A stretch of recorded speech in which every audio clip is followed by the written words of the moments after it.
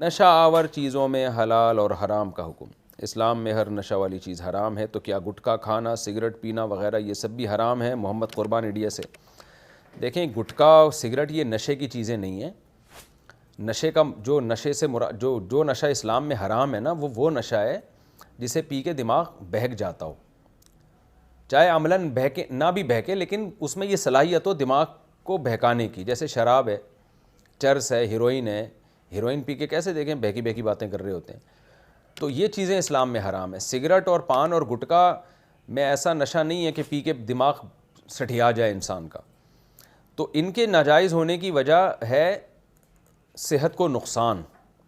تو گٹکا کتنے لوگ ہیں جو کھاتے ہیں تو منہ کے کینسر سے ہلاک ہو گئے، سگریٹ کتنے لوگ ہیں جو پیتے ہیں تو ان کو ٹی بی ہو گیا، کسی کو کینسر ہو گیا۔ تو ان کو غلط اس لیے کہا جاتا ہے کہ یہ صحت کے لیے نقصان دہ ہیں بہت زیادہ، اس لیے یہ حرام ہے۔ اب جس کی صحت کو جتنا نقصان ہو رہا ہے اس کے لیے اتنا ہی درجے کا حرام ہے۔ اگر کسی کو سگریٹ پینے سے بالکل بھی نقصان نہیں ہو رہا تو پھر اس کے لیے مکروہ ہے، حرام نہیں ہے، کیونکہ ڈاکٹر کہتے ہیں ابھی نہیں ہو رہا بعد میں جا کے ہوگا، تو لیکن چونکہ فوری یقینی نقصان نہیں ہو رہا تو اس کو پھر حرام نہیں کہا جائے گا، مکروہ کہا جائے گا۔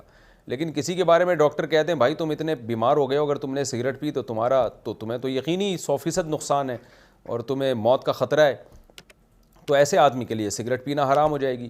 اور گٹکے کے بارے میں تو سارے ڈاکٹر یہی کہتے ہیں، اور ہم نے تو خود دیکھا ہے منہ کا کینسر کا ذریعہ بنتا ہے، لہذا گٹکے کو تو میرا خیال ہے کوئی بھی مفتی جائز نہیں کہے گا، کیونکہ اس کا نقصان یقینی ہے، اور پھر اس میں جو گندگی ہے منہ کے اندر جس سے دوسروں کو تکلیف ہوتی ہے تو ایذائے مسلم کی وجہ سے بھی وہ ناجائز ہے۔ اسی طرح سگریٹ میں بھی اگر کسی کو تکلیف ہو رہی ہے آپ کے دھوئیں سے تو ایذائے مسلم کی وجہ سے اس وقت اس کو بھی ناجائز کہا جائے گا، لیکن نارملی سگریٹ مکروہ ہے۔